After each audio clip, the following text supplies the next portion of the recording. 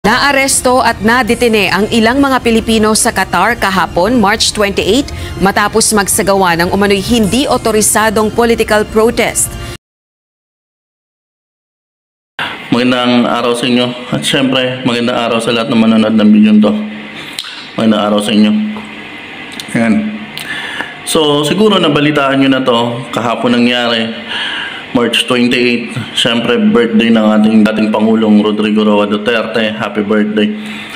Pero sana guys, ito sa mga kapwa ko OFW, nasa ang sulok mga ng mundo, lalo na dito sa Arab countries, pinagbabawal po talaga na mag-rally tayo. So ayan, ito, sana maging aral to sa lahat ng OFW. Yung iba alam naman talaga na bawal pero ginagawa pa rin para daw ipakita yung pagsuporta nila sa dating Pangulo. So nagagalit sila sa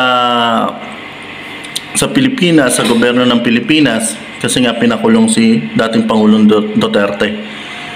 Ngayon nagrarally sila para ipakita yung suporta nila. Pero hindi nila alam na nakakasama para sa kanila, lalo na sa mga Arab country, sa mga Muslim country. So bawal na bawal po talaga mag-rally. So eto guys, yung rally na ginanap sa Qatar para sa pagsuporta kay dating Pangulong Rodrigo Roa Duterte, ginawa ng mga kababayan natin. So yung iba nahuli po.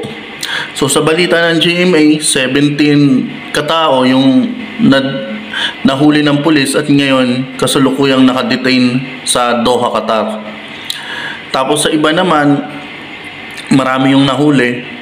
Ganun po, maraming nahuling Pilipino sa Qatar. Pero syempre, magbabase tayo sa mga news saka sa mga article na nababasa natin. So yung sa GMA guys, 17 katao na detain sa Doha, Qatar dahil sa pagrarally na yan na pagsuporta nila sa dating Pangulo. Matanong ko nga kayo, ngayon, matutulungan ba kayo ng dating Pangulo sa ginawa nyo? So ngayon, sinasabi nyo na todo suporta kayo kaya nyo nagawa yan.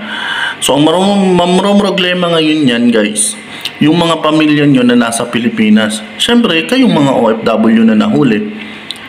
Pero siyempre, nandyan yung embahada ng Pilipinas, tutulungan pa rin kayo.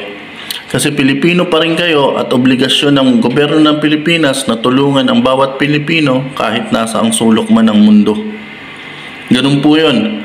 So kahit galit na galit kayo, hindi nyo sinusuportahan yung gobyerno ng Pilipinas, pero syempre kailangan nyo ng tulong, tutulungan pa rin kayo. Kasi obligasyon nyo ng gobyerno natin na tulungan kahit hindi kayo pinilit ng gobyerno na gawin yan, kahit sarili nyong kagustuhan yan, kahit sarili nyong pagkakamali yan na alam nyo namang pinagbabawal dyan sa bansang Qatar, ay ginawa nyo pa rin.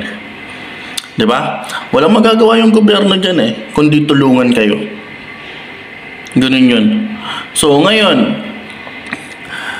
ang tanong ko sa inyo, matutulungan ba kayo ng sinusuportahan nyo? Yung ipinaglalaban nyong kuno na alam nyong tama. Diba? Ngayon, pag na-deport kayo, kawawa yung mga umaasa sa inyong pamilya nyo sa Pilipinas. Dahil dyan sa pansarili nyong mga kagustuhan. Siguro may mga nag-uudyok. Kasi nga yung iba, nababalitaan ko, may mga bayad daw yan. Pag sumama ka sa rally, may bayad. Ganon. So sa Pilipinas, usong-uso yan. Hindi ko lang alam dito sa ibang bansa. Pero may nakikita akong vlog na sa Europe daw may bayad pag sumama sa rally. Hindi ko lang alam kung totoo yun guys. Hindi ko sinasabing totoo yun. Nakita ko lang din yun sa vlog. So ngayon, kung totoo man na may bayad, guys, isipin nyo, nasa abroad tayo para magtrabaho, para sa pamilya natin. Hindi tayo nandito para suportahan yung ibang tao. Ang kailangan lang natin suportahan dito yung sarili natin, yung pamilya natin na umaasa sa Pilipinas. Tapos syempre gumawa tayo ng tama, sundin natin yung batas kung nasa ang lugar man tayo para hindi tayo magkakaproblema. Ganun po yun. So ngayon, dahil nagka-problema na kayo dyan sa Qatar, yung mga kapwa ko Pilipino na nagrally against sa gobyerno dahil suportado nila yung dating Pangulo, tutulungan pa rin kayo ng gobyerno natin. Na pinagsabihan na kayo na huwag niyong gawin yan, huwag kayong mag-rally, kahit sinabihan na kayo ng embahada na hindi pwede yan, ginawa niyo pa rin. Yun. So yun lang guys. Ito guys, panoorin nyo itong mga balita na to. Itong balita na to, panoorin nyo. Para maliwanagan kayo.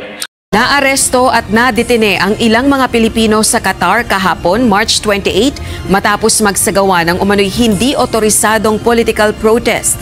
Ayon sa pahayag na inilabas ng Embahada ng Pilipinas sa Qatar, nakikipag-ugnayan na sila sa mga lokal na otoridad upang makapagbigay ng consular assistance o tulong sa mga Pilipinong naroroon.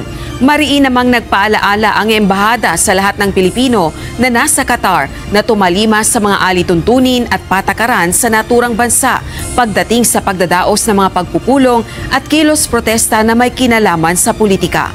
At syempre, dito sa UAE, kahit may naghihikayat sa akin, hindi po ako sasama dyan. At sana maisip nyo na pag na-deport kayo, habang buhay yan nakawalan para sa inyo. Sayang yung pagkakataon na binigay sa inyo para makapagtrabaho sa ibang bansa. So sa mga gustong mag-rally pa dyan, na nasa Arab countries, mag-isip-isip na po kayo. Baka magaya kayo dito sa mga taga-Qatar, na mga Pilipino na mga nag-rally, na pwedeng ma-deport or pwedeng makulong pa doon. Pero syempre, nandiyan yung gobyerno nakaagapay.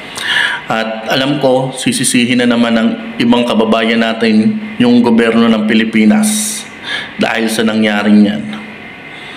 So yun lang guys, maraming salamat sa inyo. At syempre kung di pa kayo nakasubscribe, mag-subscribe na kayo. At syempre mag-comment din kayo kung taga saan kayo para malaman ko kung hanggang saan umabot yung video ko. Kung nasang bansa ka man, maraming salamat sa suporta mo. At mag-isip-isip ka kabayan, kung isa kang OFW, mag-isip-isip ka kung tama ba yung ginagawa mo. So yun guys, hanggang dito na lang po.